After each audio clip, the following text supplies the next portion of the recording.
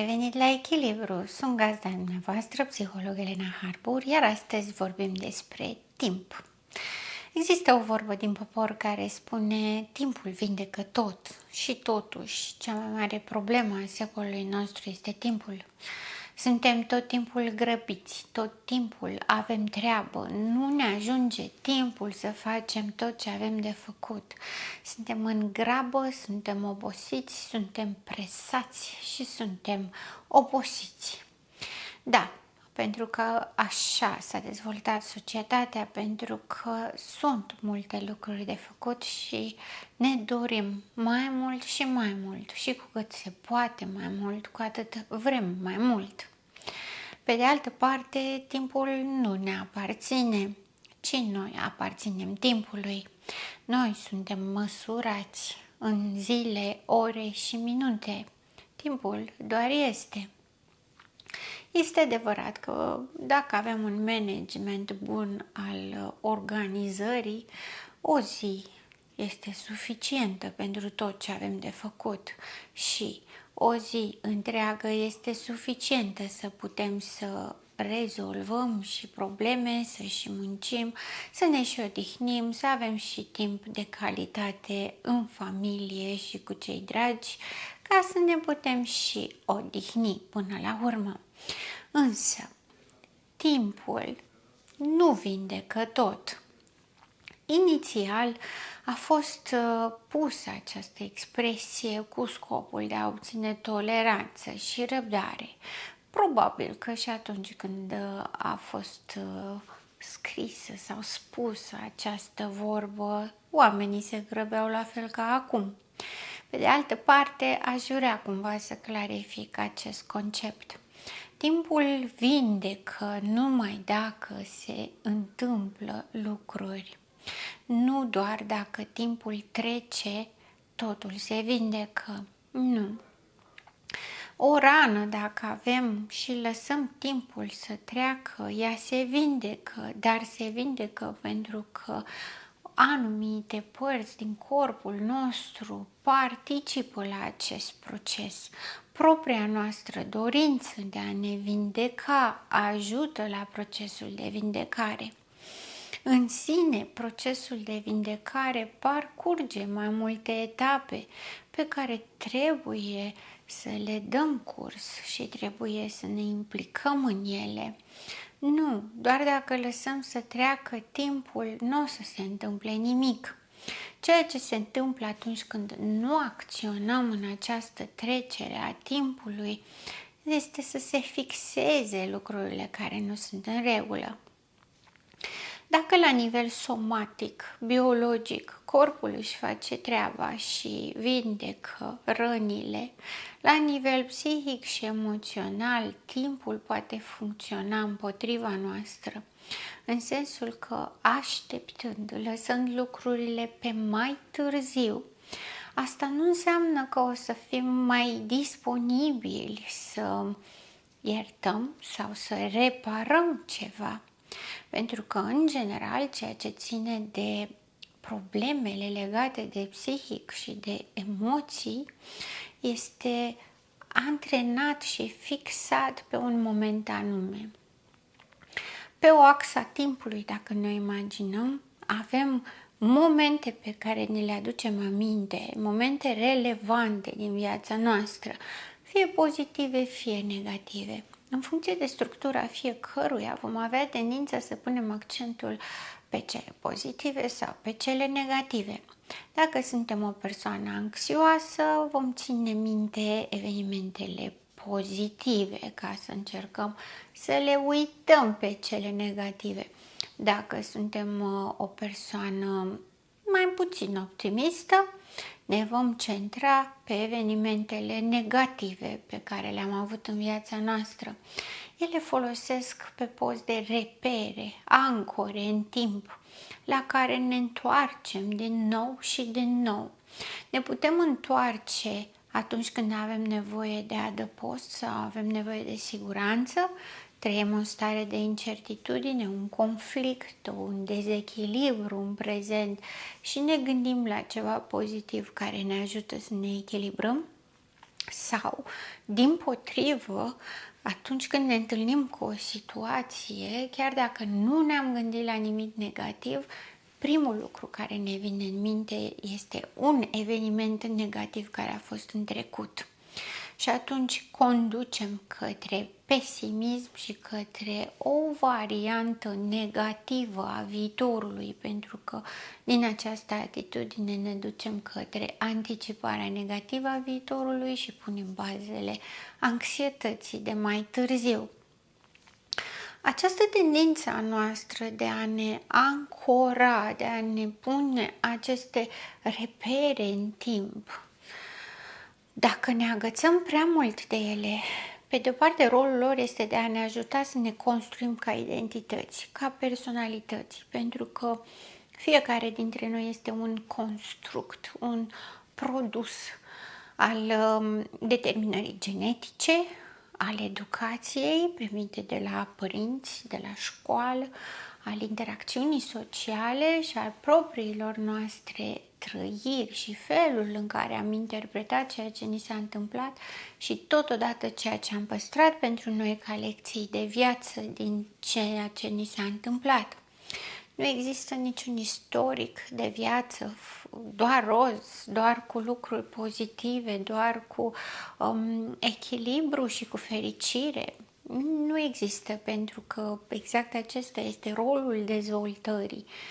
Are în permanență provocări, are în permanență lucruri care se întâmplă cu scopul de a ne conduce către echilibru.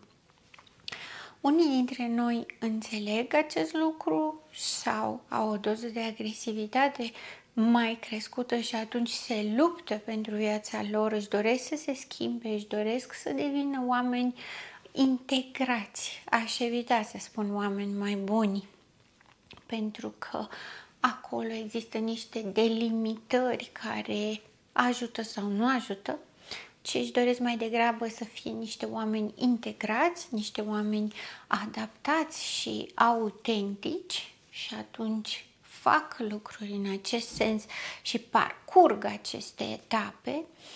Și sunt alți oameni care din frică se ascund, evită, anulează lucrurile rele sau eventual le pun într-un fel de cutie secretă pe care o închide acolo, dar o izolează de propria lor persoană, ca și cum n-ar avea nicio legătură și a fost pur și simplu un drum de viață mai chinuit. Spun acest lucru pentru că este important să înțelegem că fiecare dintre noi nu ne naștem perfect și nu suntem perfecți.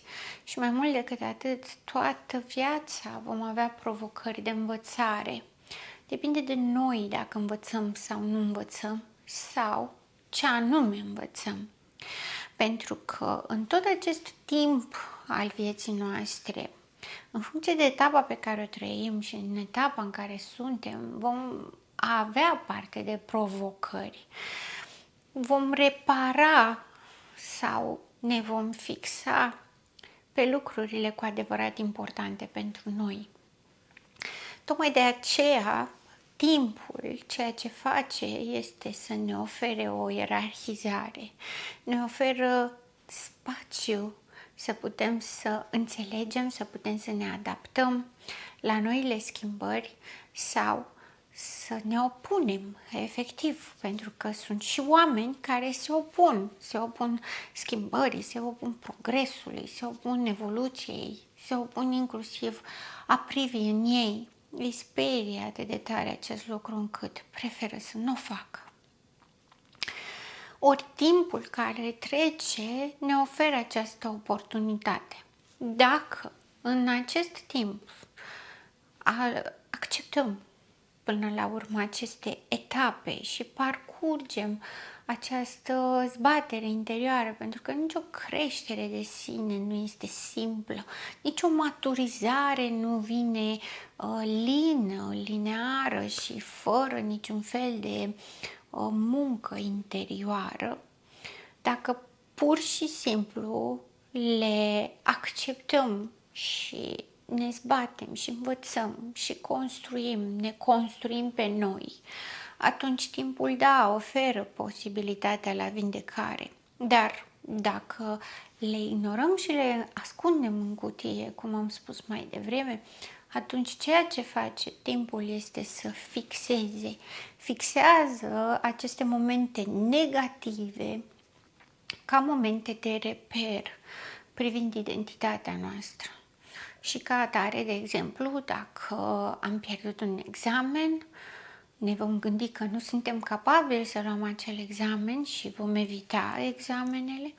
Dacă am avut un eșec în dragoste, vom considera că nu merităm să fim iubiți și ca atare vom evita să avem relații de iubire sau să ne îndrăgostim.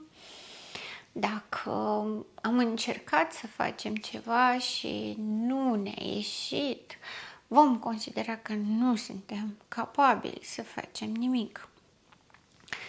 Timpul care trece peste aceste idei, peste aceste concluzii ale noastre despre noi, el fixează părerea noastră, pentru că în mod normal, evolutiv, noi ne provocăm în permanență pe lucrurile care au rămas necrescute sau nedezvoltate sau nereparate și atunci creăm din nou și din nou contexte în care să avem șansa și oportunitatea să reparăm.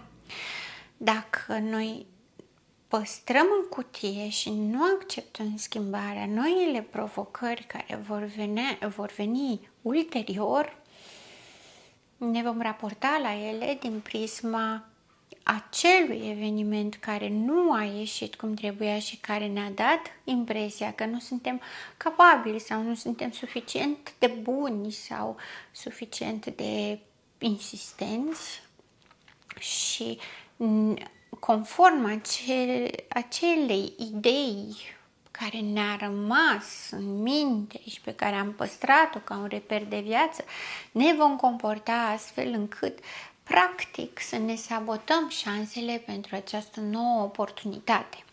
Sabotând șansele, eșecul este garantat și, fiind din nou un eșec, se va fixa ideea anterioară, adică vom considera că am avut dreptate să credem că nu suntem în stare sau nu suntem suficient de buni.